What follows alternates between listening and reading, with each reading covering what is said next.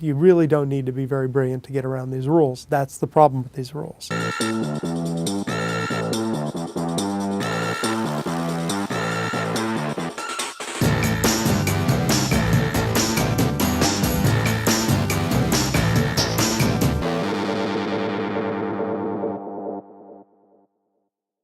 Hi, I'm Zoe Lillian, and you're watching The Current. Today we'll be discussing the need for reform for lobbying in Congress with Jack Abramoff, lobbyist turned reform activist and author of Capital Punishment, The Hard Truth About Washington's Corruption from America's Most Notorious Lobbyist.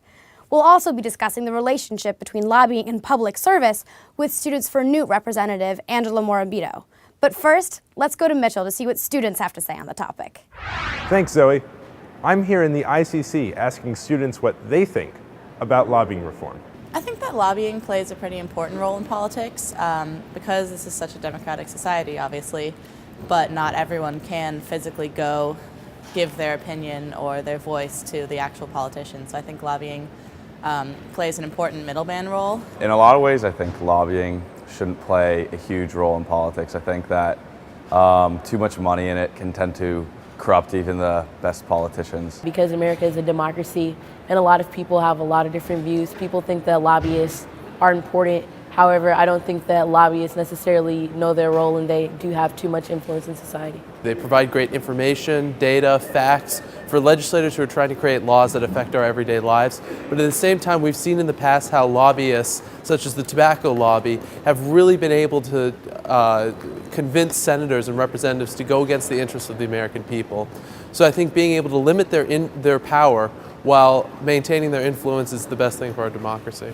I think free market of ideas is absolutely fair. I don't necessarily believe it's fair, though, that, politics, the idea that politics can be controlled by those who have the most money, I don't think that's necessarily fair. I'm here with Jack Abramoff, lobbyist turned reform activist and author of Capital Punishment, The Hard Truth About Washington's Corruption from America's Most Notorious Lobbyist. Mr. Abramoff, thank you so much for being with us here today. Thanks for having me. So just to start us off, when you went into lobbying, what kind of overarching goals did you have? Well, my goals when I entered lobbying were to do everything I could to promote the conservative movement that I came out of and to help them get resources. And number two, to help my clients attain their victories and to promote some of the philosophies that I believed in.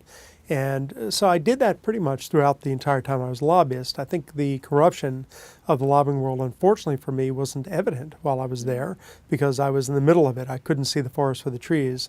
And it wasn't really until I even got to prison that I sat down and said, I've got to do something about this system that I participated in. And so that's sort of what led me to write the book. So you had no idea that there were any boundaries being crossed? I didn't, I guess I stopped caring in the sense that for me, winning was everything. Every lobbying effort is a political battle, it's a little war, and we were engaged in little wars on behalf of our clients. So is there a way to kind of figure out how you can get into these loopholes and use these loopholes to your advantage? Is there like a secret playbook? Or? But you don't need a secret playbook. I mean, the rules are written in a very porous fashion. Mm-hmm. They're written by people who benefit from what I call bribery, putting a lot of gifts and largesse on them, lavishing them with contributions. These are the people who have to write the rules about how much they get. So already they have a disincentive to be very strict. Second of all, 90% of them want to be lobbyists. So they're not going to make rules that are going to make it tough for them later. So then you said that everything that happened to you and everything that you learned was this reason for you writing the book. So are you glad that you got caught? Well, I don't know how anybody can look at what happened to us and say you're glad about it. It was horrible. The problem was, while in the midst of what I was doing, I was having great success for my clients who were making a lot of money. We were making a lot of money, and I was giving 80% of the money I made to charity. Mm-hmm. So I didn't stop to say, well, is this right? It was what everybody was doing, or at least I thought everybody was doing. And so I didn't stop to see where I was and take a good sense of it. What do you think Congress could have done? What's the one thing Congress could have done to restrict your influence and to make it a little less corrupt. They've got to make it so lobbyists and their clients cannot give any political contributions, can't give any gifts, any meals, anything. That's number one. They've got to take that out. Number two, they've got to take away the revolving door. People who serve the public, who are in Congress, shouldn't be allowed to go and become lobbyists or in the influence industry, whether they're lobbyists or strategic advisors or history professors or whatever the euphemism of the day is. They shouldn't be allowed to do that. And I think those are two very important reforms that I read about. Because you yourself made use of this revolving door when Sure, you've every seen them. lobbyist does. Are there any final points you'd like to address or I think you covered everything.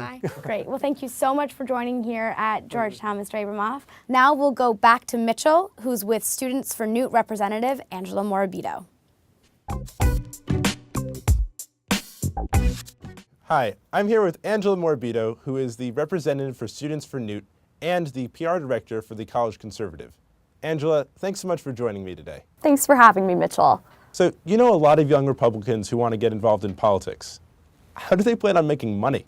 Well, that's an interesting question, Mitchell, because I think that in a capitalist society, which America is or is supposed to be, money flows towards ideas. So I think the general consensus among young conservatives like myself and all of us at the College Conservative is that the ideas have to come first, and the money will find the ideas that have a lot of grassroots support in America. Does anybody you know want to go into lobbying? Does anyone want to be a lobbyist as a career? I can't say that I know anyone who is planning right off the bat to go into lobbying.